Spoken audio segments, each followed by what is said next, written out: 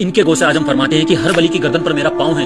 کیا اتنا تکبر بھرا جملہ کوئی اللہ کا ولی بول سکتا ہے؟ اور جب آپ نے یہ الفاظ کہے تھے نا، وہ کسی گھمنڈ یا تکبر سے نہیں کہے تھے، اللہ کے حکم سے کہے تھے. چشتی پارٹی سے جب کمنٹ میں سوال کیا گیا کہ تمہیں کیسے پتا کہ اللہ کے حکم سے انہوں نے یہ بات کہی، تو اس چشتی پارٹی نے کوئی دلیل تو دی نہیں، ہر بار کی طرح کہانی شریف سنا کر بھاگ گیا. وہ کہانی شریف یہ ہے کہ اولیاء اللہ کو خضر علیہ السلام اللہ کا حکم لے کر آتے ہیں، یا انہیں الہام کیا جاتا ہے، یا انہیں غیب سے آواز آتی ہے، یا نبی علیہ السلام انہیں خواب میں اللہ کا حکم سناتے ہیں. اب اس بے وقوف کو خود یہ نہیں پتا کہ شیخ عبد القادر جیلانی کے ساتھ ان میں سے آخر کیا ہوا تھا.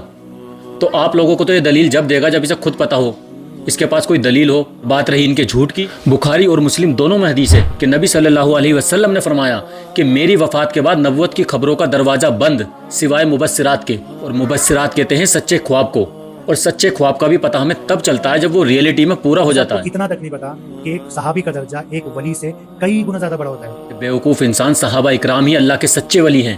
ان کا عقیدہ صحیح سند سے حدیثوں میں ثابت ہے. ان کے نچلے درجے کے جو ولی اللہ ہیں، یہ چشتی کہتا ہے کہ ان کی گردنوں پر شیخ عبد القادر جیلانی کا پاؤں ہے. مطلب یہ خود اپنے ولیوں کی توہین کرتا ہے یہ سب باتیں بول کر.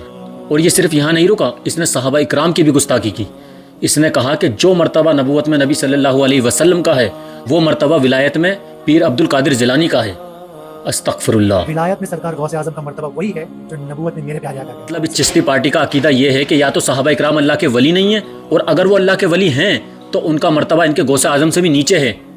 استغفر اللہ. اللہ تعالیٰ اسے ہدایت دے. اور یہ لاسٹ میں بڑا خوش ہو کر بولتا ہے کہ میں نے صحیح کہا تھا کہ ان کے غوث اعظم فرماتے ہیں. تو اسے میں بتا دوں کہ غوث اعظم کا مطلب ہوتا ہے سب سے بڑا مددگار. اور رب جلال کی قسم، سب سے بڑا مددگار اگر کوئی ہے تو وہ صرف اکیلا اللہ ہے. وہ نہیں ہے جس کو موت آ جائے. سب سے بڑا مددگار وہ ہے جو سب کو مارتا ہے اور اسے موت نہیں آتی. سب سے بڑا مددگار وہ نہیں جس کو کفن پہنایا جائے، جس کا جنازہ پڑھایا جائے، بلکہ اسے قبرستان لے جانے کے لیے بھی 4 کندھوں کی ضرورت پڑے، خود چل کر قبرستان نہ جا سکے.